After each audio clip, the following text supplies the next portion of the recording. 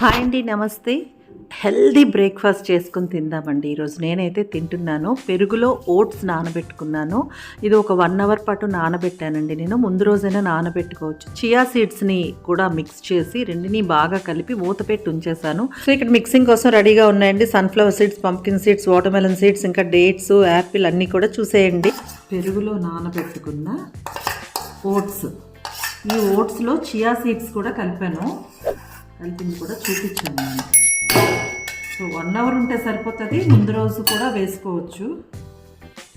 ఇవి dates, okay. Seedless కాబట్టి నేను ఇలా వేసేస్తున్నాను. కడిగి పెట్టుకున్నవి. నేను కొంచెం కొబ్బరి కూడా కలిపానండి.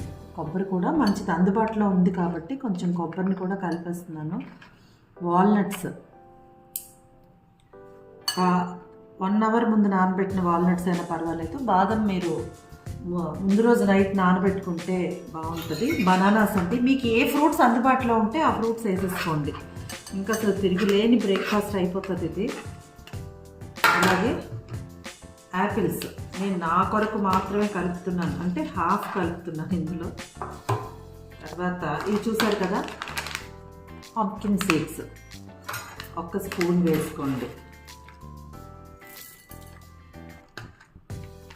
చూసారు కదా, సన్ఫ్లవర్ సీడ్స్, అలాగే ఇవి వాటర్మెలన్ సీడ్స్, ఇవి వాటర్మెలన్ సీడ్స్. సో వీటన్నిటిని బాగా మిక్స్ చేసేసుకోవాలి. ఆల్రెడీ ఓట్స్ కూడా ఉన్నాయి కాబట్టి పర్ఫెక్ట్ బ్రేక్ఫాస్ట్ అండి ఇది. మీరు మరి కాస్త పెరుగు కలుపుకొని షేక్లా కూడా చేసుకోవచ్చు. నేనైతే ఎక్కువ టైం పట్టినా ఇలా తింటే నములుతాం కదా, అలా నమలటం వల్ల మనకి ఇక్కడ కూడా ఎక్సర్సైజ్ అవుతుంది. మనం ఏదైనా పని చేసుకుంటూ కూడా నములుకుంటూ కాస్త అలాగ తింటే చాలా బాగుంటుంది.